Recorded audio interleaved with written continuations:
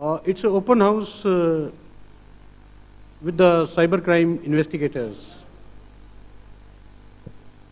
The structure of the session would be like this. After my opening remarks, I would be inviting all the panelists to give their mind for about 5 to 7 minutes, and then the house will be open for question answers.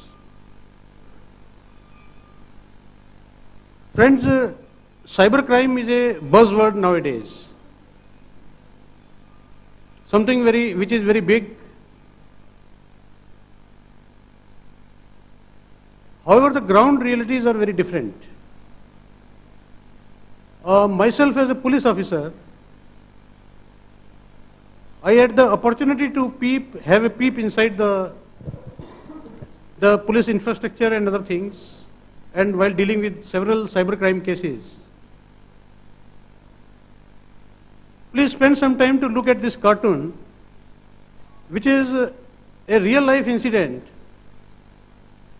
When a senior police officer was asked to include cyber security as a subject into the curricula for training of police officers, it was informed that, look, we are already teaching computers. So this is the thinking among the policy makers. I am not telling that this is generalized, but I am just narrating a real life incident. And I leave the conclusion to all of you. Now please have a look at this cartoon, which is another real life incident. The police investigators goes to the scene of crime and has seized the evidence for investigation. Does it make any sense to you? He has seized the monitor for investigation.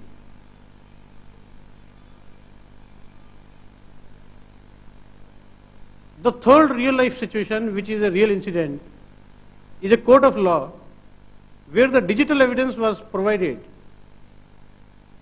And when the honorable judge was told, look, this is the pen drive which contains evidence of $3.5 million drugs worth supplied. The question was, but where are the drugs? So this is regarding the admissibility of the digital evidence in the courts of law. So these are the real ground scenario in our country. So the digital forensics, we will be discussing, various experts are there with us. There is a availability of tool in the open source. Proprietary tools are very costly, very difficult for a police officer at the police station level to afford these tools. Even if he can afford these tools or manage to send the cyber evidence to the forensic laboratories, it takes not less than 2 to 3 years for the exhibit to be examined and report to be submitted. So these tools are basically for sometime for intelligence purpose, sometime for investigation purpose, depending on the situation. Then there is a problem of validation of these tools, because there are Supreme Court judgments which our expert from the lawyer fraternity will be explaining you about the legal issues. Daubert's principles, how the Daubert's principles affect the admissibility of the evidence. I am not going into the details. Most of those in the forensic field, they would be aware. So just at the outgo, I would like to mention that we in NICFS have taken a project of validating open source tools in the Indian scenario so that they become admissible as evidence. The data collected through them become admissible as evidence in Indian courts. The project is in advanced stage, and let us hope to come out with some of the results. This would be discussed by our friend from the law field. This is a case study which we investigated, the first case in India. I am not going into the details of this case study. I invite you to Google Sanjay Kedia versus Narcotics Control Bureau. There is a Supreme Court judgment on this. Have your own time to read this. It is a very enlightening judgment on the role of an intermediary under 79 of the IT Act. So just to introduce you to this case.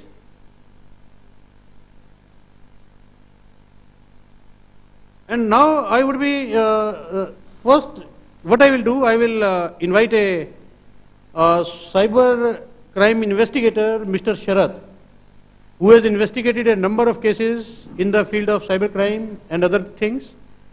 And Sharad, you have 7 minutes to give your mind, and I will strictly monitor the time. Thank you. Thank you, sir.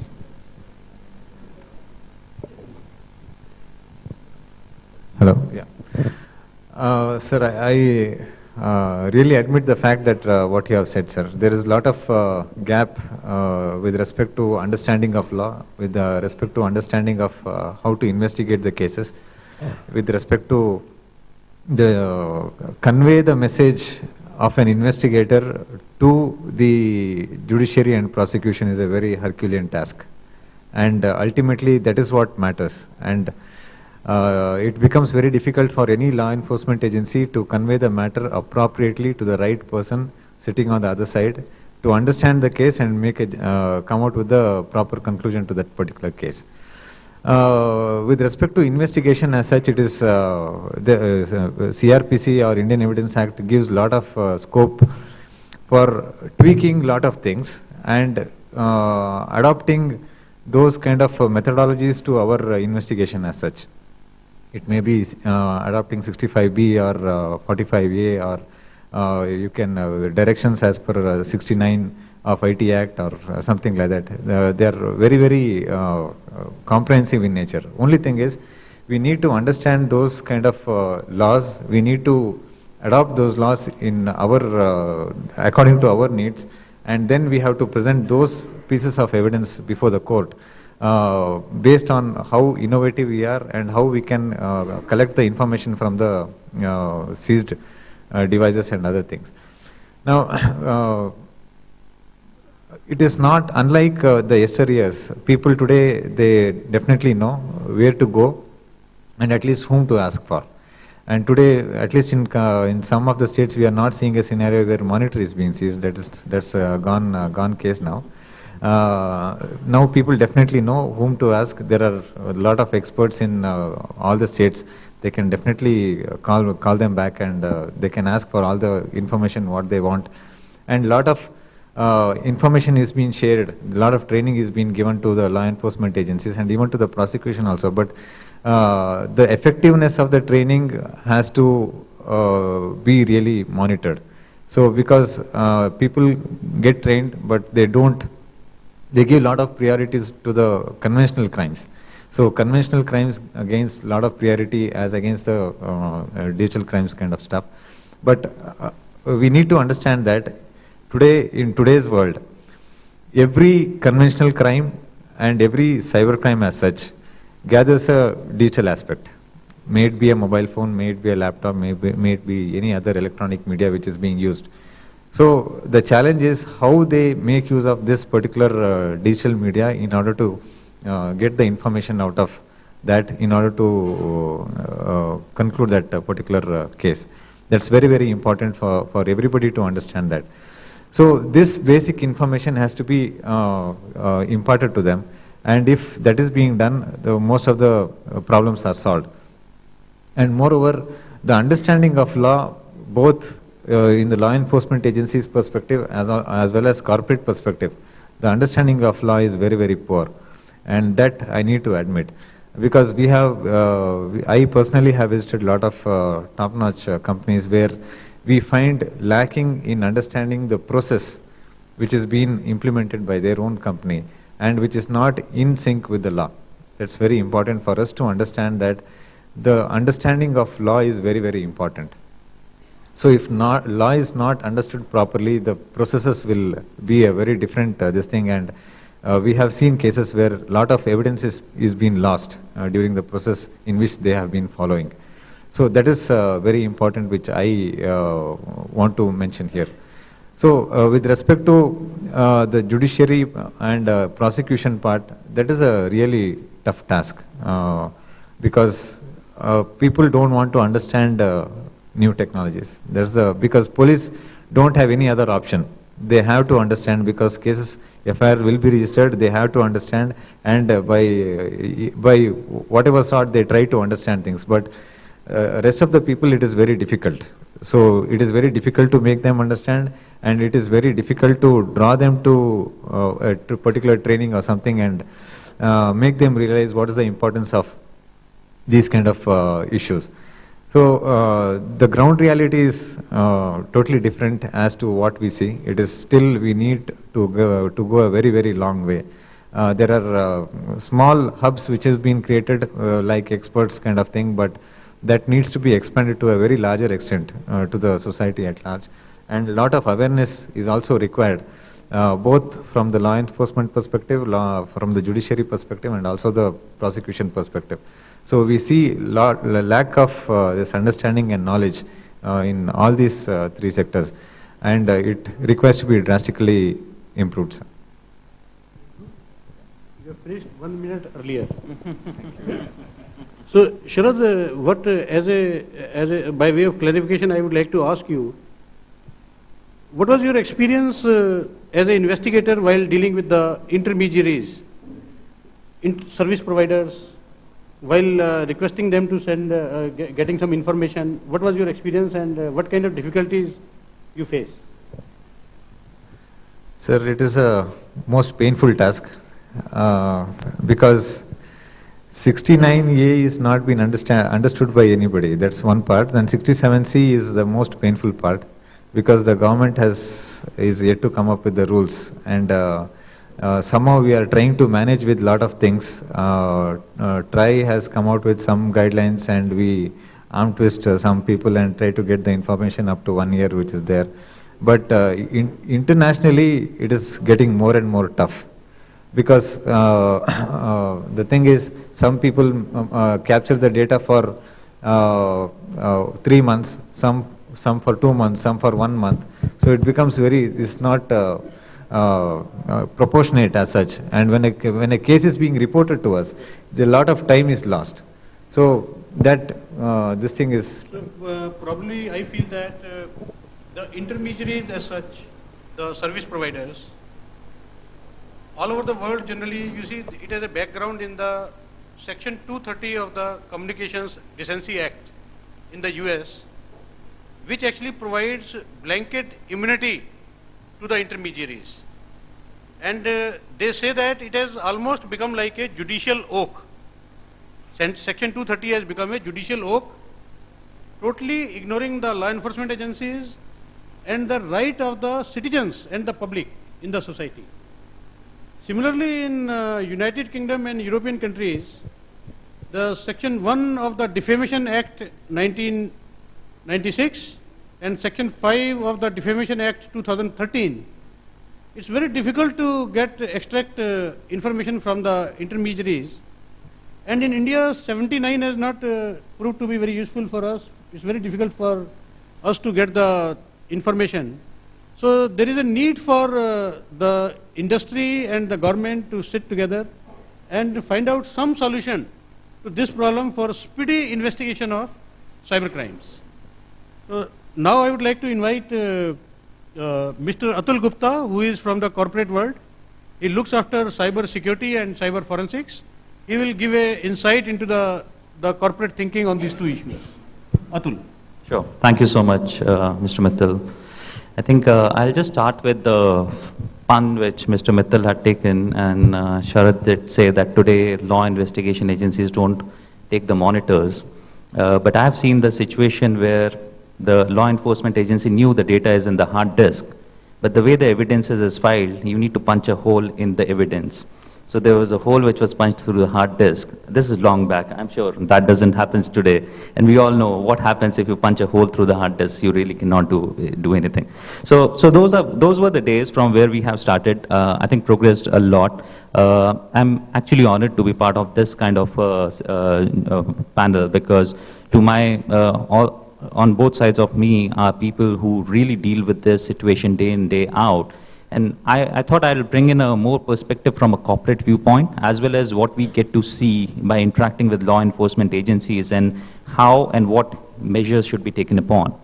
Cybercrime, as we all understand, is very pertinent today, and it's just like any other crime. So, you know, while the focus has really come upon saying cyber crime is a new thing which is happening, but I really don't differentiate. And when I was speaking upon, before getting onto the panel with Sharath as well, I think the point was being talked, if you start looking at the psychology of a criminal, someone who's doing a crime on a cyber world vis-a-vis someone who's doing a crime on a real world, the psychology is not very different. They have repeated offenders, they use an modus operandi, that's how they go about doing it, and they keep on working ahead of the law enforcement agencies or the monitoring agencies so that they find a workaround to perpetrate those crimes.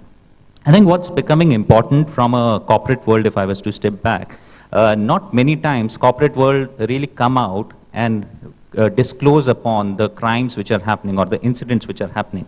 And there are multiple reasons why it's happening today, where they're not coming out and disclosing. One of the important elements, I think what was talked already, is with the advancement of technologies, how do they get a confidence saying that the ecosystem in which we operate, everyone understands, like the one which Mr. Mittal had shown, where the judiciary was asking where are the drugs, you know, so they don't have that kind of a sense of a confidence at times, or the trust, saying that if we even go through the prosecution, will we get to that end stage? And there are associated challenges which are with reputation, which comes in for the organization, and that's one big reason why a lot of time the corporates are not going out and reporting these crimes. And the other one is obviously the common citizens. Common citizens, just like each one of us in our individual capacities, we do get exposed to these cyber crimes. We've done some studies, worked upon with part of the country with the cyber cops. And what we have realized in the last 12 months, and I'm talking of one of the metros we're talking of there, the number of cases which are getting reported over the last year has gone up 50 times. That's the kind of span which is happening. But when you start analyzing how much has it grown from a corporate world and how much has it grown from the normal citizen, I think it's very lopsided. The corporate is still not coming out and reporting upon. And there's a lot of action which needs to be done on that side. Now, if you start taking a step back and try saying, because one of the feedbacks which we always get is that corporate is, you know, they have huge money power behind it. They can put in a lot of defensive measures, and that may be one reason why they really don't want to come out. But the virtual world is actually same. The thoughts of, or the way the crimes are being today initiated is where the digital identity is getting impersonated.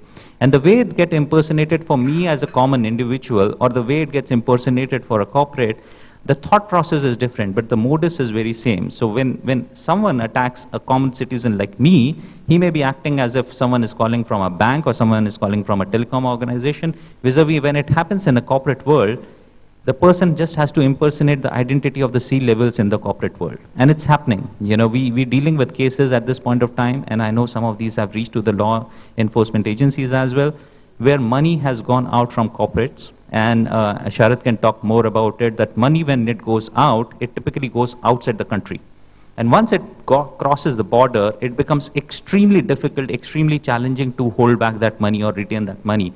Fortunately, in this case, because the organization realized in a very short period of time that it was a crime based on which the transaction has happened, there were alert signals raised with law enforcement agency from India and overseas law enforcement agency.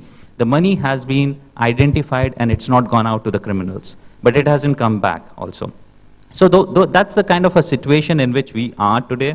I think from going back to what was being talked, technologies are changing. There is definitely a need to make sure how we all in the ecosystem are well equipped to deal with these technologies.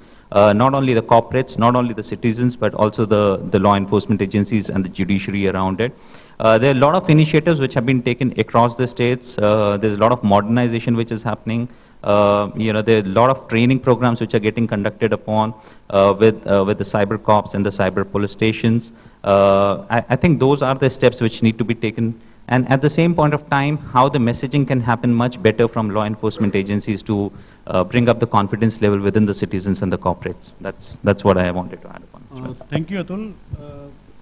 Probably what we feel is that the most important damage to a corporate organization from a cyber incident is the reputational damage. And that is one of the sole reasons that the incidents are not getting reported. Apart from that, I would like to tell you that Government of India, we in NICFS, we have taken a number of measures. We have designed courses to sensitize the higher judiciary in the country, senior police officers, prosecutors, and we have trained more than 500 of them in last 3 years from the entire country. But still, I feel that as an investigator, there is a need, systematic need for a closer cooperation and collaboration between the government organizations and the corporate world, having the capability in terms of manpower as well as resources and infrastructure. So we hope that in coming years we would be able to work out these kind of things. Certain state police agencies are able to do that. Data Security Council of India has done wonderful initiatives in this field by establishing a number of cyber crime labs, cyber forensic labs. And Kerala Police has done some experiments, Cyber Dome, they have started. So I hope that in coming days some of more initiatives will come. Now I would like to invite Mr. Neeraj Arora, who is an advocate in Supreme Court, and he is basically a expert in anything which has a prefix cyber. So I invite Neeraj to give his viewpoint on the legal issues pertaining to the cyber incidents. Neeraj. Thank you, sir. Good morning to all of you. When we see the success of cyber crime cases in the court, there are two big challenges. The first challenge is establishing a chain of custody, and the second challenge is admissibility of the electronic evidence. So there are three major risk areas. The first area is identifying the electronic evidence. I tell you a case in very brief. An FIR was registered on the complaint of Sanjay Kapoor, the famous actor, and it was regarding the email through extortion. Police collected the IP address and the MAC address from the ISP, and then they conducted the raid into a cyber cafe. Every computer was seized. When these computers were sent to the FSL, MAC address of none of the computer matches with the MAC address which has been given by the REDIF. So what was the reason? Because they did not seize the modem. And now this becomes the one of the major factors which contributes towards the acquittal of the case. Second major area is seizure and preservation of electronic evidence. I tell you another case. One case was registered by the Punjab police against the former Chief Minister Amrinder Singh. FIR was registered and one pen drive was recovered which contains entire detail how the money was received, distributed, and what is the destination of the money. Charge sheet was filed when, as a defense lawyer, we took the mirror image and we analyzed that mirror image of that pen drive. What was the outcome? That pen drive was seized on 22nd June of that particular year, but it was being accessed by the police till 26th, 4 days thereafter. So there is no justification with the prosecution for that. And the another major area, and one of the biggest, is presentation of evidence in the court of law. Recently, in one of the case, Ankur Chawla versus CBI, the charge sheet was filed by the CBI along with audio and the video files of the case regarding the corruption money. But they did not file a certificate under section 65B. So trial court framed the charge, but when the issue went to the High Court observed that this is not admissible evidence and simply discharged the accused. So recently the Supreme Court has laid down the law in the case of Anwar PV, where it has been held that it is mandatory that the secondary evidence should be accompanied by a certificate under section 65B of the Evidence Act. And if there is no certificate, then even if forensic is done of that evidence, then it is not admissible. That case has to be looked from the broader perspective. It is applicable not only for the police, but also for every forensic expert, even for every person who is doing either a forensic audit, coast audit, any type of audit. Because if you are giving an opinion on a certain evidence, and that evidence is not admissible, so that opinion would have no value. So it even applied to the opinion which is given for ISO 27001. Again, with 65B, there are a number of challenges which have not been resolved so far. Because 65B certificate can be given by a person who is a witness. But what about the admissibility of the evidence which is seized from the accused? So if you seize from the accused consequent to the disclosure, it is admissible. But if the CBI does not arrest the accused, no disclosure is recorded, no confession is there, and secondary evidence is seized during the raid, there is no provision which would make it admissible. And the another area is very gray area is, if you simply forge a evidence, suppose I antedate a particular file and create a fake document and filed it in a court of law with a certificate under section 65B, nobody can challenge it, nobody can prove it that it is a fake document. Because in the court, the case comes after 2 or 3 years. And what the maximum evidence which could have, that if I have antedated a computer, there would be a log. But for how much time the log is preserved? There is no policy in the India for preservation of log. So that means even if I file a forged document, it would be admissible and the opposite party cannot disprove it. So these are some of the challenges which these should look for. Till recently, the admissibility of the electronic evidence in India was decided based on the available laws in the light of the Supreme Court judgment State versus Navjot Singh Sandhu. But recently in Anwar versus Bashir, as Neeraj has told, the rule of the game has been changed. As Neeraj has rightly pointed out, if a mobile phone is seized from an accused and he cooperates, hands over that evidence to the police, in that case, will the accused give a certificate against himself, which is again, I think, against the principles of natural justice? That is one issue. Another important issue for us as an investigator, police investigator, is that the central government was supposed to notify the experts of electronic evidence under the 79A of the IT Act, and it has not been done so far. What does that mean? That means in the absence of an expert on electronic evidence notified, the courts have to rely on section 45 of the Indian Evidence Act, which says if the court has to form an opinion about a matter of blah blah blah, science, technology, etc., etc., court will form its opinion based on the qualifications, knowledge of anybody can act as an expert. This is a grave fetter to the investigation agencies. Who is investigating, who is giving the opinion, whether he is a private person, whether he is responsible and accountable to the system of judiciary, we don't know. So urgent need which if the certain, I will request certain officers are here, that this matter should be taken up with the government to notify the experts of electronic evidence as early as possible to facilitate the investigation and admissibility of the admissible evidence in the courts of law. Friends, this is the minds have been given by our panelists. Now I throw the house open for questions. Yes, Atul, please. I just wanted to add one more point to what Sri Mittal was saying, how the admissibility of electronic records in the court is becoming important and we don't have a clarification around it as was articulated.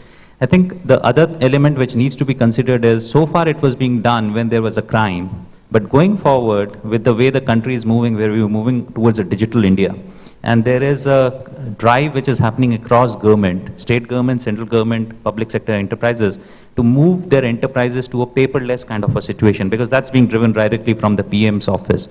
And there will be associated electronic records which will be generated. We're talking of digital wallets and so on and so forth. But if this is not addressed and this is subjected to the Evidence Act as was being articulated, we will come across a lot more situations where it will, the legality of those documents cannot be ascertained during a prosecution process or going through the court of law.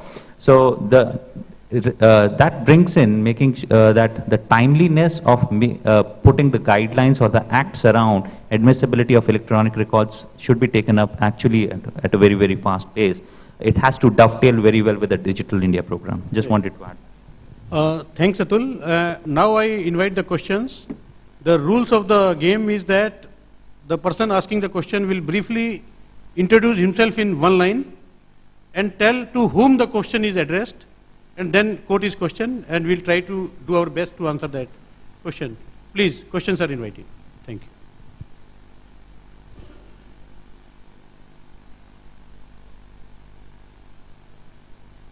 you. Kusmakar is a senior IPS officer from National Police Academy. So I have introduced, you need not introduce. You can straight away come to the question.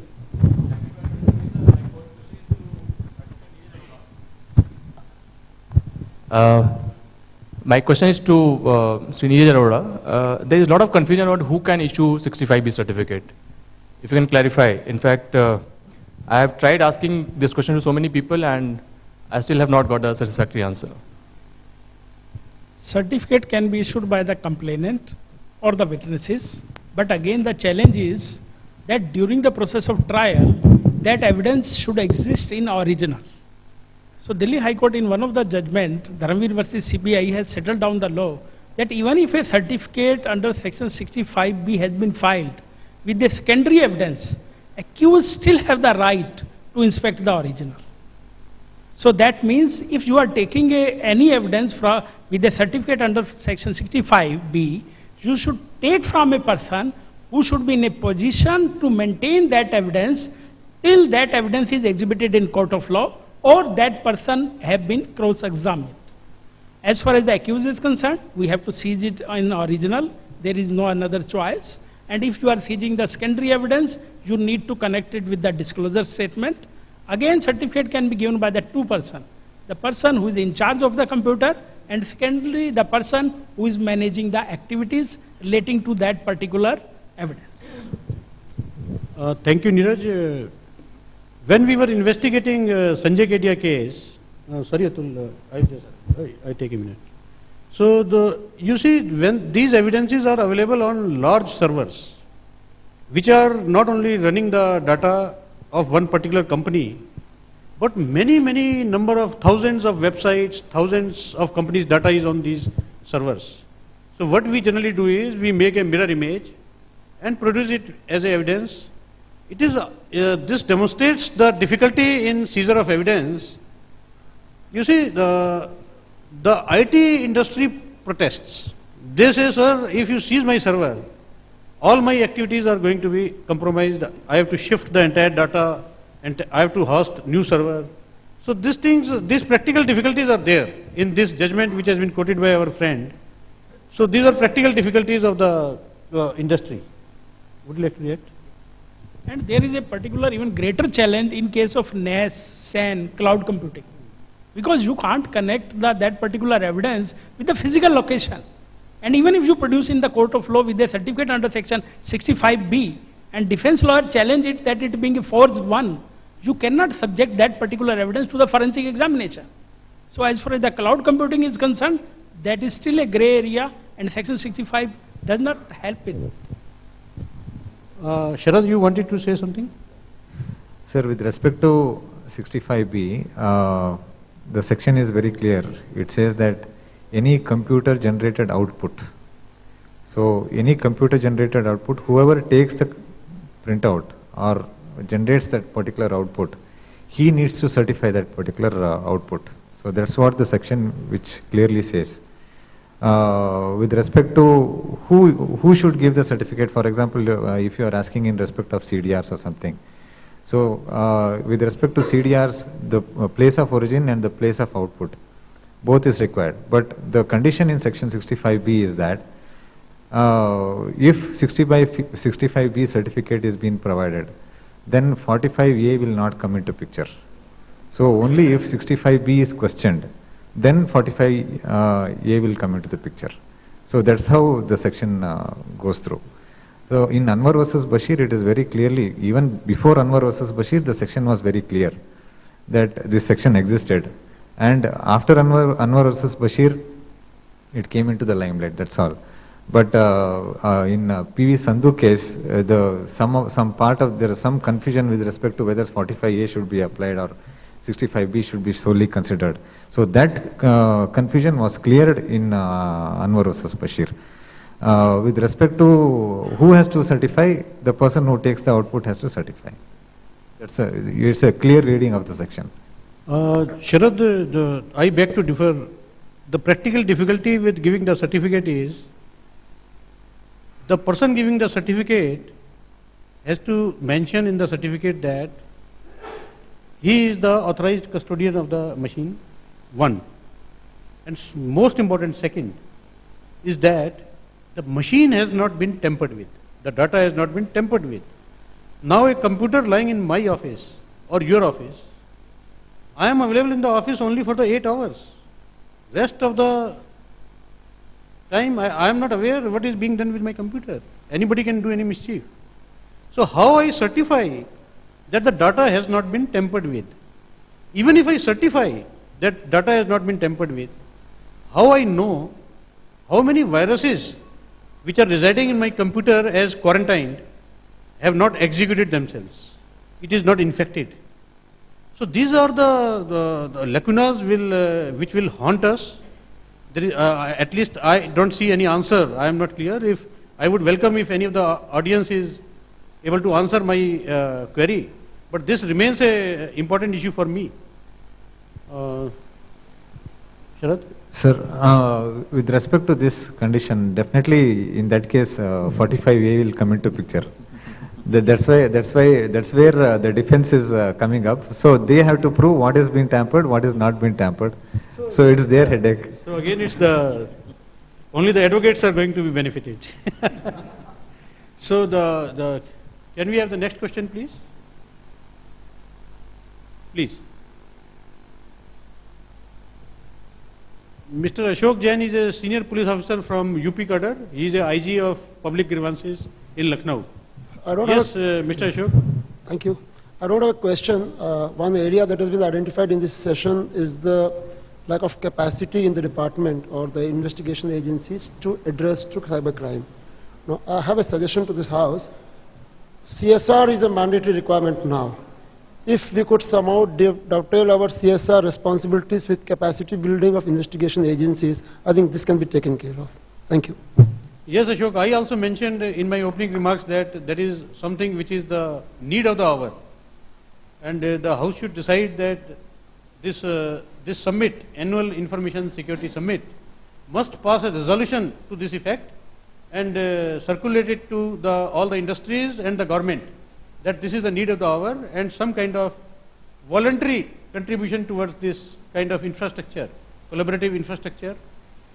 If the House decides, we can pass a resolution, hand it over to the Data Security Council of India, and they can circulate it on behalf of the House. Thank you. Should we vote for the resolution? How many of us vote for the resolution? Please raise your hands. Only one hand, no two hands. Okay, so resolution is passed. We will communicate it to the Data Security Council. Thank you. Yeah, please introduce yourself. I'm Ashna Mehta. I'm a student of University of Petroleum and Energy Studies. I have a question from Advocate Neeraj. How difficult and challenging it is for you to prove the guilt of an accused beyond reasonable doubt in cyber crime cases? Because some other dude did it. This defense is easily available in cyberspace. Like Sir just mentioned that how come the malware can execute on its own and do something. So how difficult it is for you to prove the guilt beyond reasonable doubt. And second thing, do you think that 65B is actually a hurdle in giving justice to a victim in a cybercrime case? See, you have two questions. First, I am coming to section 65B. See, section 65B is not a hurdle, but it also helps the prosecution. How it helps? Section 65B3 says all the computer which are into LAN or WAN environment, they are one. That means even if there is an evidence which is at Bombay server, you can take the example of bank. Bank has its server in Bombay. Now you go to the local branch, you take the printout from there, and that data is only admissible by virtue because all the computer in the WAN environment are one. Secondly, section 65B allows you to prove even an extract of document. See, in case of computer, you need not produce the entire evidence. You can even bring one line or one particular figure and you can make it admissible. And section is very simple and it's very concise and clear. Only there are 2 or 3 issues which are with respect to the cloud computing or which are with respect to the data which is to be recovered from the accused. Now you see that section was imported from UK and in the UK that section have been repealed. So we also need to bring some amendment into our act with the growth of technology.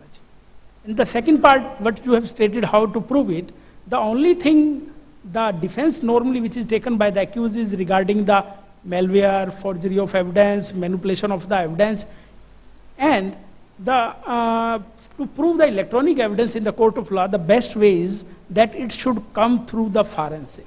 Because you know, all the softwares are available on the web for free, through which you can alter your SMS, you can create the fake email, you can create the document in the back date. So if the prosecution built up the capacity and the documents comes to the court after being analyzed by the forensic lab with a forensic report, I tell you that can become the only sole basis for the conviction.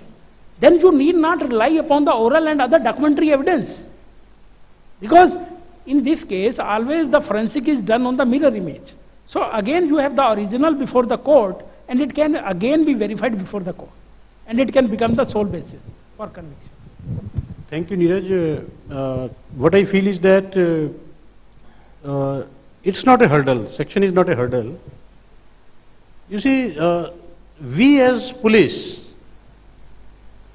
we don't have a good reputation. There have been instances in the other crimes, not the cyber crimes, where either in our zeal to prosecute or convict the cases, people have gone overboard to forge the evidences. So a blanket kind of right cannot be given. So 65B at least is something which questions, it has put up a mechanism in place to safeguard, to have a safeguard that innocent people are unnecessarily not framed. So there have to be checks and balances into the law. While in US and UK, where the evidence given by a police officer is admissible, in India it is not so. The courts don't believe the police officers. In fact, any statement before a police officer is not admissible as evidence. So I hope that answers your question. So we will have the next question. Yeah, please. Hi, my name is Himanshu. I'm the CISO for SBI Card. And my question is for Mr. Sharath and Mr. Mittal, you as well. And I'm really focusing on the wishing calls which people get, all of us get on a daily basis. Conventionally, what we do in such a case, in case a wishing call goes through, some money is transacted, there will be an entire case behind that, and in the best case scenario, the money will be reversed to the customer. Now, the kind of environment we live in right now, the dynamic environment we live in, I think the whole rules of the game is changing. Earlier, this was the focus of preventing a crime or actually giving justice to a crime. In today's environment, if we go with the same kind of rule of the game, it will take a long time, considering the number of people who are there, the citizens, the callers, the frauds, the number of card issuers. I think how to prevent will be a different ball game right now. If we can have an application wherein people can actually raise some concerns about some numbers which are coming, if we can have some websites where people can become, the hand and eyes of the police force, we together can mark up some numbers, like, Truecaller, we get a number, we mark it as spam. In a similar fashion, if cybercrime divisions can work with the corporates, with the mobile application developers, with the web application developers, come up with some kind of system, and we can have a prevention happening in the entire area. That is probably a question or a suggestion, and if I can have your comments on that. Yeah, thank you very much. I think it's more of a suggestion, and it's a very good suggestion actually. We need to work on it, and we need to identify an organization, and there cannot be a better organization than Data Security Council of India. In UK, there is a campaign known as Cyber Street Campaign. Beautiful campaign. It's a website, interactive website. There is a street. On both sides of the street, there is a bank, there is a jeweler, there is a school, there is a house. Similar, different small industry, big industry, everything is there. You just enter that house, and when you enter, they will tell you what you are supposed to do, not supposed to do. It's a good sensitization campaign for the heavy industries, medium industries, for kids, parents. So this kind of cyber streetwise campaigns are, I think, the need of the hour in our country. Atul, would you like to react? I think great suggestion, and some of the initiatives were taken upon in past also. I'm just going back to the SMSs which is started upon, and then TRAI came up with some regulations around it. Globally, there are a whole lot of initiatives being taken upon. Shri Mittal just talked upon one of those, what's happening in UK. I think US is also doing something very similar, where there's a lot of information which can be generated from the common citizens, and it goes and it helps in bringing in a lot of preventive measures. I think it's a good thought which you proposed upon. How to deal with it? I don't know if there's anyone from DSCI in the room, because Mittal sir has been requesting DSCI to take up a lot of initiatives. But I think it's very clearly, if we all were yesterday here, when the inauguration of the session happened, NASSCOM talked upon on the cyber task force which has been created, and over there some of these initiatives should become part of the actionables which can be rolled across the country and can be taken up with the Prime Minister's office, which is directly having today a cyber security cell. So that's the way it could be rolled. That is, it's already there, because I am also a part of that cyber security task force of the NESCOM. Yes. So these kind of initiatives have been suggested in that cyber task force recommendations also. It will come very soon. Just add to that. Yeah, Sharad, you want to tell something? To be more honest, 75% of the prepaid cards are in fake names and addresses. And today I walk in anywhere and I can get n number of SIM cards in my name. And by giving fake identifications, we have seen forged documents being presented to take identities. And listing out numbers, how many numbers we are going to list out? So that's the biggest challenge which we are facing as of now with respect to these phishing calls. So we ourselves have blocked more than 1,500 plus numbers, but still calls are coming out. So that's a very Herculean task, but awareness is what is important. So everybody has to contribute to create awareness, even from the corporate sector and also, as well as the government sector. So these kind of activities may help. Thank you, Sharad. Sure. Are there any other questions? My name is Anuj Agrawal. I am from the Computer Society of India. I would just like to second the suggestion by Mr. Mittal. Education is already part of an activity in the CSR, and CSR is now being implemented in a big way. 2% of the profit of the certain number of companies are there. So as Mr. Sharath mentioned, the awareness at least can be immediately started even without any further amendment to the rules of the CSR, and this is something which can be taken up. I think the CS Institute and the CA Institute can be immediately approached, and the MCA can be notified on this. Thank you. Mr. Anuj, that's a wonderful thing that Computer Society of India is doing a lot of activities. And I think there is need for more such activities in the schools. In fact, I recall an incident when I was studying for my master's in cyber security in UK last year, and I forgot the password of one of my devices.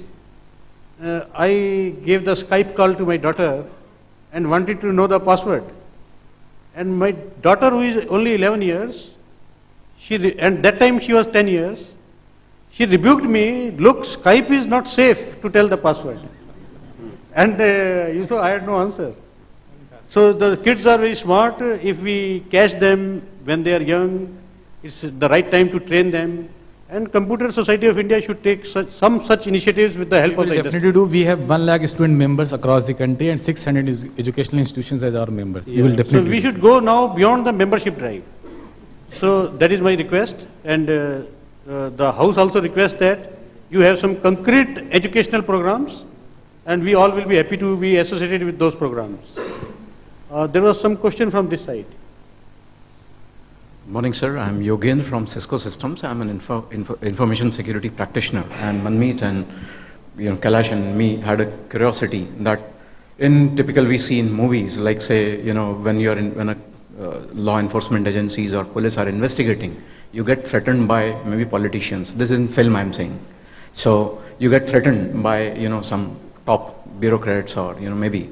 So when you are investigating cybercrime, do you get any threatened from big groups or hacker groups? That is one. Like in France, it happened. ISIS warned police that we would be doing or something was there. So do you get such threats or? Thank you very much for your question. I think I have to use my discretion to desist from making any remarks on your question, and not to allow the panel to answer your question. I hope you understand.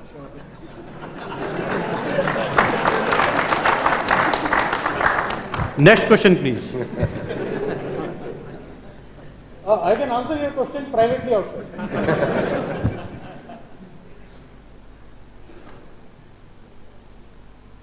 Hi, I am Ashish. I am an information security leader with one of the biggest financial advisories of the world. So my question is, it's not a question, it's more of a suggestion. So we are thinking of setting up labs for teaching people in police, but the basic requirement is also setting up a research lab within the police department. Yeah. Our police is far behind what the Yes. FBIs of the world are there. Yes. So there is a requirement to set up an in-house lab that can, the Yeah. criminals and terrorists have upped their game. We have so many apps in the App Store which can encrypt data, they can send it out, and India would not have the capability to read that through. We have Tor browsers, and FBI recently, they've installed their own servers. So if I'm a hacker, I'm using Tor browser to anonymize my data, I would hit FBI server, so they'll be able to trace me back.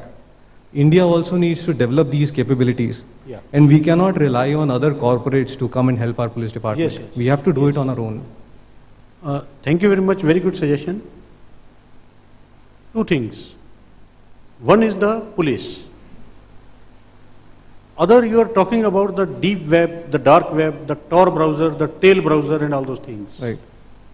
I can assure you there are sufficient, well-equipped, well-manned such lab in our country in safe hands. Okay. I don't want to disclose more than that as far as that is concerned. Good to know. As far as the requirement of the police department is concerned, there are some states which have such facilities. They are generally not advertised or publicized. One. Certain has a malware analysis lab. They do regular analysis, reverse engineering of the malwares and send advisories, detect them, neutralize the malwares and do that. That is a national facility. Right now, I am the deputy head of NICFS. We are establishing a cyber lab in our institute, which would be a state-of-art cyber lab to cater the needs only of the police department, not the intelligence and the defense, which is totally a different ball game. Right. So, but still, we expect some contribution from the corporates also. We are doing our bit, Absolutely. and it's all voluntary. We are not saying that, we are not, but I must mention that many of the corporates like KPMG, we call in terms of faculty members, we are inviting KPMG faculty members to our institute to train the judges and the police officers, and many a time PwC, they have sent their faculty, Google, IBM, we are inviting regularly, they are contributing in terms of the human resources. And sometime when we approach some of the corporates like KPMG in some police case to help us out, they do it willingly. But that is all individualistic. I have a good rapport with Mr. Atul. I will request him, he will say, sir, I will do it. So what we are talking here is about an institutionalized mechanism. So your suggestion is well taken, but I can tell you that we are not so bad from my own experience. Cool. Thank you. Thank you. Any other question, please? Good morning, sir. I am Praveen Gupta from Petroleum Planning and Analysis Cell. attached of Ministry of Petroleum. My question is basically from reporting incident, increasing the facilitation of ordinary citizen to report the cyber crimes. Is there any effort for issuing online registration of cyber crimes and issuance of FIR on the merits of these cases? Sharad, would you like to react? If you look at the ingredients of an FIR, the signature of the complainant is mandatory. So it goes to say that his physical presence is required. Okay. In Karnataka, there is an initiative where a kiosk has been developed. Anybody who is not willing to go to a police station, he can go to the kiosk. He can register the FIR there, and the FIR is immediately transferred to the local jurisdictional police station, and the FIR is registered. So anyhow, the importance of this issue is that if any further requirement, see, basically when you are lodging in FIR, the basic ingredients of the FIR and the section of law needs to be incorporated in the complaint which is there, which is not known to a common man. So you probably you should again visit to the police station to give your further statement kind of thing and add on to whatever you have done. Thank you, Sharad. You have given a right thing. I think we have reached the end of the session, like all good things. And I would like to summarize in half a minute. During the discussions in last 1 hour, the House decided that there is a need of greater corporate social responsibility in collaborating with the law enforcement agencies to handle the cyber incidents. Am I right? Yeah.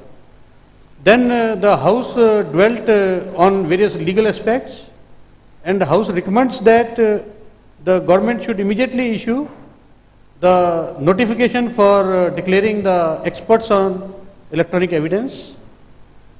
Am I right?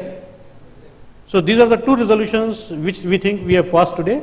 We will hand over these two resolutions to Data Security Council of India for further action. Thank you very much. Thank you.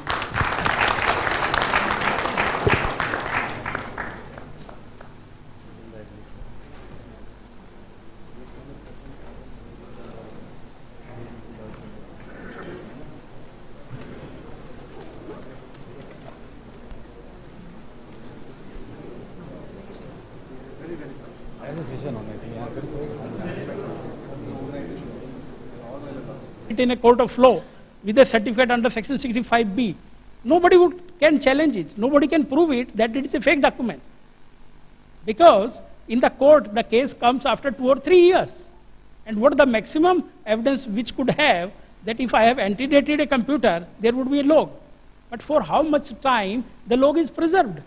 There is no policy in the India for preservation of log. So that means even if I file a forged document, it would be admissible and the opposite party cannot disprove it. So these are some of the challenges which needs to be looked for. Till recently, the admissibility of the electronic evidence in India was decided based on the available laws in the light of the Supreme Court judgment State versus Navjot Singh Sandhu. But recently in Anwar versus Bashir, as Neeraj has told, the rule of the game has been changed. As Neeraj has rightly pointed out, if a mobile phone is seized from an accused and he cooperates, hands over that evidence to the police, in that case, will the accused give a certificate against himself, which is again, I think, against the principles of natural justice? That is one issue. Another important issue for us as an investigator, police investigator, is that the central government was supposed to notify the experts of electronic evidence under the 79A of the IT Act, and it has not been done so far. What does that mean? That means in the absence of an expert on electronic evidence notified, the courts have to rely on section 45 of the Indian Evidence Act, which says if the court has to form an opinion about a matter of blah, blah, blah, science, technology, etc., etc., court will form its opinion based on the qualifications, knowledge of anybody can act as an expert. This is a grave, fetter to the investigation agencies. Who is investigating, who is giving the opinion, whether he is a private person, whether he is responsible and accountable to the system of judiciary, we don't know. So urgent need which if the certain, I will request certain officers are here, that this matter should be taken up with the government to notify the experts of electronic evidence as early as possible to facilitate the investigation and admissibility of the admissible evidence in the courts of law.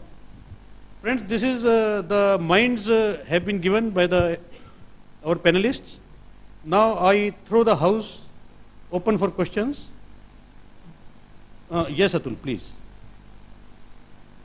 I just wanted to add one more point to what Sri Mittal was saying, how the admissibility of electronic records in the court is becoming important, and we don't have a clarification around it, as was articulated.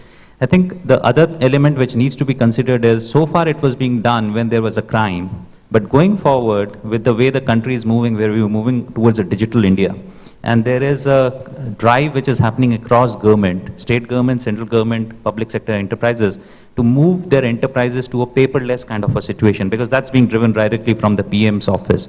And there will be associated electronic records which will be generated. We're talking of digital wallets and so on and so forth. But if this is not addressed, and this is subjected to the Evidence Act as was being articulated, we will come across a lot more situations where it will, the legality of those documents cannot be ascertained during a prosecution process or going through the court of law. So that brings in making that the timeliness of putting the guidelines or the acts around admissibility of electronic records should be taken up actually at a very, very fast pace. It has to dovetail very well with the Digital India program. Just wanted to add. Thanks, Atul. Now I invite the questions. The rules of the game is that the person asking the question will briefly introduce himself in one line and tell to whom the question is addressed, and then quote his question, and we'll try to do our best to answer that question. Please, questions are invited. Thank you.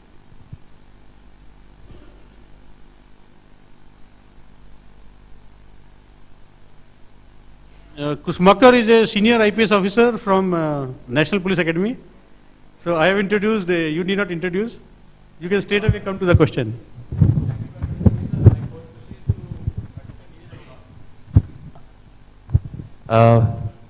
My question is to Sri Neeraj Arora. There is a lot of confusion about who can issue 65B certificate. If you can clarify. In fact, I have tried asking this question to so many people, and I still have not got a satisfactory answer. Certificate can be issued by the complainant or the witnesses, but again the challenge is that during the process of trial, that evidence should exist in original. So Delhi High Court in one of the judgment, Dharamveer versus CBI, has settled down the law that even if a certificate under section 65B has been filed with the secondary evidence, accused still have the right to inspect the original. So that means if you are taking any evidence with a certificate under section 65B, you should take from a person who should be in a position to maintain that evidence till that evidence is exhibited in court of law or that person have been cross-examined. As far as the accused is concerned, we have to seize it in original. There is no another choice. And if you are seizing the secondary evidence, you need to connect it with the disclosure statement. Again, certificate can be given by the two persons. The person who is in charge of the computer, and secondly, the person who is managing the activities relating to that particular evidence. Thank you, Neeraj. When we were investigating Sanjay Kedia case, sorry Atul, I take a minute. So you see, when these evidences are available on large servers, which are not only running the data of one particular company, but many number of thousands of websites, thousands of companies' data is on these servers. So what we generally do is we make a mirror image and produce it as evidence this demonstrates the difficulty in seizure of evidence.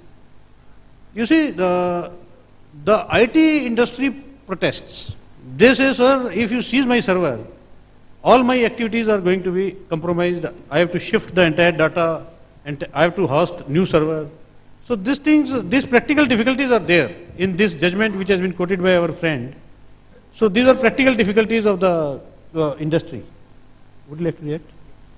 And there is a particular, even greater challenge in case of NAS, SAN, cloud computing. Because you can't connect that particular evidence with the physical location. And even if you produce in the court of law with a certificate under section 65B, and defense lawyer challenge it that it being a forged one, you cannot subject that particular evidence to the forensic examination. So as far as the cloud computing is concerned, that is still a gray area, and section 65 does not help it. Sharad, you wanted to say something? Sir, with respect to 65B, the section is very clear. It says that any computer generated output.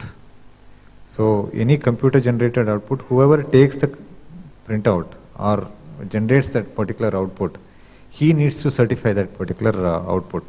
So that's what the section which clearly says. With respect to who should give the certificate, for example, if you are asking in respect of CDRs or something. So with respect to CDRs, the place of origin and the place of output, both is required. But the condition in section 65B is that if 65B certificate is being provided, then 45A will not come into picture. So only if 65B is questioned, then 45A will come into the picture. So that's how the section goes through. So in Anwar versus Bashir, it is very clearly, even before Anwar versus Bashir, the section was very clear that this section existed. And after Anwar versus Bashir, it came into the limelight, that's all. But in PV Sandhu case, there is some confusion with respect to whether 45A should be applied or 65B should be solely considered. So that confusion was cleared in Anwar versus Bashir. With respect to who has to certify, the person who takes the output has to certify. It's a clear reading of the section. Sharad, I beg to differ. The practical difficulty with giving the certificate is the person giving the certificate has to mention in the certificate that he is the authorized custodian of the machine, one. And most important, second, is that the machine has not been tampered with. The data has not been tampered with. Now a computer lying in my office or your office, I am available in the office only for the 8 hours. Rest of the time I am not aware what is being done with my computer. Anybody can do any mischief. So how I certify that the data has not been tampered with? Even if I certify that data has not been tampered with, how I know how many viruses which are residing in my computer as quarantined have not executed themselves? It is not infected. So these are the lacunas which will haunt us. There is, at least I don't see any answer. I am not clear. If I would welcome if any of the audience is able to answer my query. But this remains an important issue for me. Sharad? Sir, with respect to this condition, definitely in that case, 45A will come into picture. That's where the defense is coming up. So they have to prove what is being tampered, what is not being tampered. So it's their headache. So again, it's only the advocates are going to be benefited. So can we have the next question, please? Please. Mr. Ashok Jain is a senior police officer from UP cadre. He is a IG of public grievances in Lucknow. Yes, Mr. Ashok. Thank you. I don't have a question. One area that has been identified in this session is the lack of capacity in the department or the investigation agencies to address cybercrime. Now, I have a suggestion to this House. CSR is a mandatory requirement now.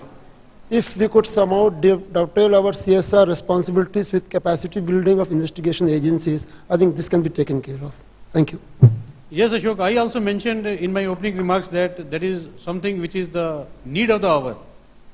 And the House should decide that this summit, Annual Information Security Summit, must pass a resolution to this effect and circulate it to all the industries and the government, that this is the need of the hour and some kind of voluntary contribution towards this kind of infrastructure, collaborative infrastructure.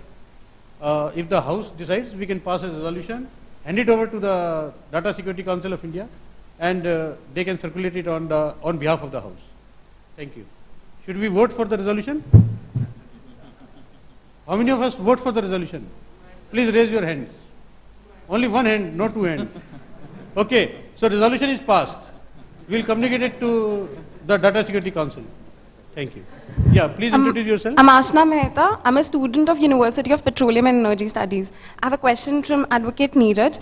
How difficult and challenging it is for you to prove the guilt of an accused beyond reasonable doubt in cyber crime cases? Because some other dude did it. This defense is easily available in cyberspace. Like Sir just mentioned that how come the malware can execute on its own and do something. So how difficult it is for you to prove the guilt beyond reasonable doubt. And second thing, do you think that 65B is actually a hurdle in giving justice to a victim in a cybercrime case? See, you have two questions. First, I am coming to section 65B. See, section 65B is not a hurdle, but it also helps the prosecution. How it helps? Section 65B3 says all the computers which are into LAN or WAN environment, they are one. That means even if there is an evidence which is at Bombay server, you can take the example of bank. Bank has its server in Bombay. Now you go to the local branch, you take the printout from there, and that data is only admissible by virtue because all the computers in the WAN environment are one. Secondly, section 65B allows you to prove even an extract of document. See, in case of computer, you need not produce the entire evidence. You can even bring one line or one particular figure and you can make it admissible. And section is very simple and it's very concise and clear. Only there are 2 or 3 issues which are with respect to the cloud computing or which are with respect to the data which is to be recovered from the accused. Now you see that section was imported from UK. And in the UK that section have been repealed. So we also need to bring some amendment into our act with the growth of technology. And the second part, what you have stated, how to prove it, the only thing the defense normally which is taken by the accused is regarding the malware, forgery of evidence, manipulation of the evidence, and to prove the electronic evidence in the court of law, the best way is that it should come through the forensic. Because you know, all the softwares are available on the web for free, through which you can alter your SMS, you can create the fake email, you can create the document in the backdate. So if the prosecution built up the capacity and the documents comes to the court after being analyzed by the forensic lab with the forensic report, I tell you that can become the only sole basis for the conviction. Then you need not rely upon the oral and other documentary evidence. Because in this case, always the forensic is done on the mirror image. So again, you have the original before the court, and it can again be verified before the court. And it can become the sole basis for conviction. Thank you, Neeraj. What I feel is that it's not a hurdle. Section is not a hurdle. You see, we as police, we don't have a good reputation. There have been instances in the other crimes, not the cyber crimes, where either in our zeal to prosecute or convict the cases, people have gone overboard to forge the evidences. So a blanket kind of right cannot be given. So 65B at least is something which questions, it has put up a mechanism in place to safeguard, to have a safeguard that innocent people are unnecessarily not framed. So there have to be checks and balances into the law. While in US and UK, where the evidence given by a police officer is admissible, In India, it is not so. The courts don't believe the police officers. In fact, any statement before a police officer is not admissible as evidence. So I hope that answers your question. So we will have the next question. Yeah, please. Hi, my name is Himanshu. I'm the CISO for SBI Card. And my question is for Mr. Sharath and Mr. Mittal, you as well. And I'm really focusing on the phishing calls which people get, all of us get on a daily basis. Conventionally, what we do in such a case, in case a phishing call goes through, some money is transacted, there will be an entire case behind that, and in the best case scenario, the money will be reversed to the customer. Now, the kind of environment we live in right now, the dynamic environment we live in, I think the whole rules of the game is changing. Earlier, this was the focus of preventing a crime or actually giving justice to a crime. In today's environment, if we go with the same kind of rule of the game, it will take a long time, considering the number of people who are there, the citizens, the callers, the frauds, the number of card issuers. I think how to prevent will be a different ball game right now.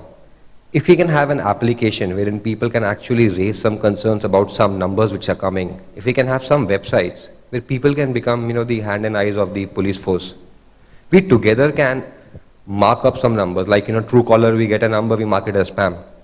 In a similar fashion, if cybercrime divisions can work with the corporates, with the mobile application developers, with the web application developers, come up with some kind of system, and we can have a prevention happening in the entire area. That is my probably a question or a suggestion, and if I can have your comments on that. Yeah, thank you very much. I think it's more of a suggestion, and it's a very good suggestion actually. We need to work on it, and we need to identify an organization, and there cannot be a better organization than Data Security Council of India. In UK, there is a campaign known as Cyber Street Campaign. Beautiful campaign. It's a website, interactive website. There is a street. On both sides of the street, there is a bank, there is a jeweler, there is a school, there is a house. Similar, different small industry, big industry, everything is there. You just enter that house, and when you enter, they will tell you what you are supposed to do, not supposed to do. It's a good sensitization campaign for the heavy industries, medium industries, for kids, parents. So this kind of cyber streetwise campaigns are, I think, the need of the hour in our country. Atul, would you like to react? I think great suggestion, and some of the initiatives were taken upon in past also. I'm just going back to the SMSs which started upon, and then TRAI came up with some regulations around it. Globally, there are a whole lot of initiatives being taken upon. Shri Mittal just talked upon one of those, what's happening in UK. I think US is also doing something very similar, where there's a lot of information which can be generated from the common citizens, and it goes and it helps in bringing in a lot of preventive measures. I think it's a good thought which you proposed upon. How to deal with it? I don't know if there's anyone from DSCI in the room, because Mittal sir has been requesting DSCI to take up a lot of initiatives. But I think it's very clearly, if we all were yesterday here, when the inauguration of the session happened, NASSCOM talked upon on the cyber task force which has been created, and over there some of these initiatives should become part of the actionables which can be rolled across the country and can be taken up with the Prime Minister's office, which is directly having today a cyber security cell. So that's the way it would be rolled. That is, it's already there, because I am also a part of that cyber security task force of the NASSCOM. Yes. So these kind of initiatives have been suggested in that cyber task force recommendations also. It will come very soon. Just add to that. Yeah, Sharad, you want to tell something? To be more honest, 75% of the prepaid cards are in fake names and addresses. And today I walk in anywhere and I can get n number of SIM cards in my name. And by giving fake identifications, we have seen forged documents being presented to take identities. And listing out numbers, how many numbers we are going to list out. So that's the biggest challenge which we are facing as of now with respect to these phishing calls. So we ourselves have blocked more than 1,500 plus numbers, but still calls are coming out. So that's a very Herculean task, but awareness is what is important. So everybody has to contribute to create awareness, even from the corporate sector and also, as well as the government sector. So these kind of activities may help. Thank you, Sharad. Are there any other questions? My name is Anuj Agrawal. I am from the Computer Society of India. I would just like to second the suggestion by Mr. Mittal. Education is already part of an activity in the CSR, and CSR is now being implemented in a big way. 2% of the profit of the certain number of companies are there. So, as Mr. Sharath mentioned, the awareness at least can be immediately started even without any further amendment to the rules of the CSR, and this is something which can be taken up. I think the CS Institute and the CA Institute can be immediately approached, and the MCA can be notified on this. Thank you. Mr. Anuj, that's a wonderful thing that Computer Society of India is doing a lot of activities. And I think there is need for more such activities in the schools. In fact, I recall an incident when I was studying for my master's in cybersecurity in UK last year, and I forgot the password of one of my devices. I gave the Skype call to my daughter and wanted to know the password. And my daughter, who is only 11 years, and that time she was 10 years, she rebuked me, look, Skype is not safe to tell the password. And I had no answer. So the kids are very smart. If we catch them when they are young, it's the right time to train them. And Computer Society of India should take some such initiatives with the help of the industry. Definitely do. We have 1 lakh student members across the country and 600 educational institutions as our members. We will definitely. So we should go now beyond the membership drive. So that is my request, and the House also requests that you have some concrete educational programs, and we all will be happy to be associated with those programs. There was some question from this side. Morning, sir. I'm Yogen from Cisco Systems. I'm an information security practitioner. And Manmeet and Kailash and me had a curiosity that typical we see in movies, like say when law enforcement agencies or police are investigating, you get threatened by maybe politicians. This is in film I'm saying. So you get threatened by some top bureaucrats or maybe. So when you are investigating cybercrime, do you get any threatened from big groups or hacker groups? That is one. Like in France it happened, ISIS warned police that we would be doing or something was there. So do you get such threats or? Thank you very much for your question. I think I have to use my discretion to desist from making any remarks on your question, and not to allow the panel to answer your question. I hope you understand.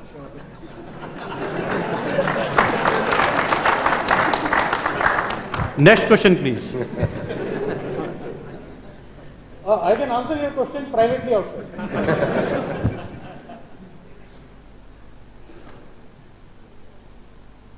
Hi, I am Ashish. I am an information security leader with one of the biggest financial advisories of the world.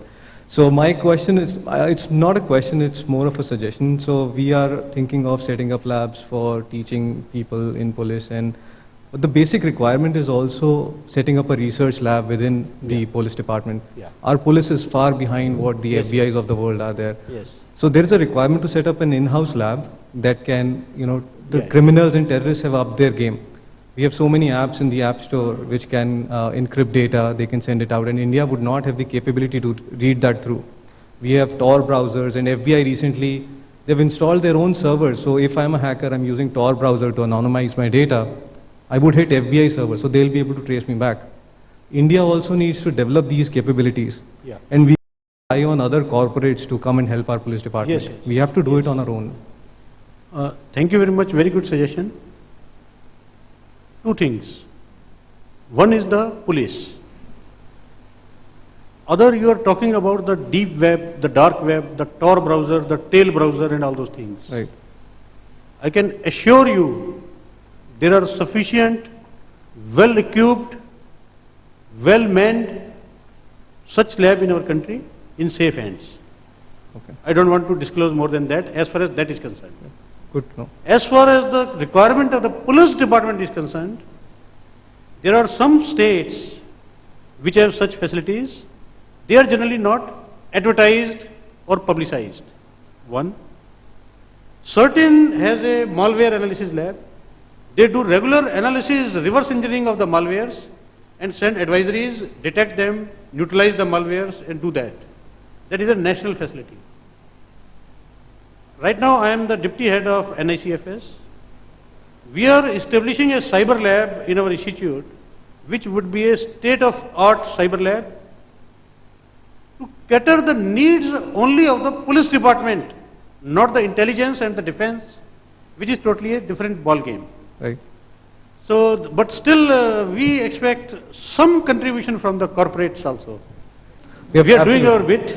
Absolutely. And it's all voluntary. We are not saying that, we are not, but I must mention that many of the corporates like KPMG, we call in terms of faculty members, we are inviting KPMG faculty members to our institute to train the judges and the police officers, and many a time PwC, they have sent their faculty, Google, IBM, we are inviting regularly, they are contributing in terms of the human resources.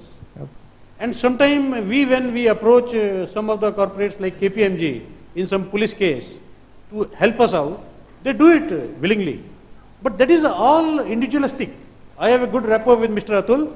I will request him, he will say, sir, I will do it.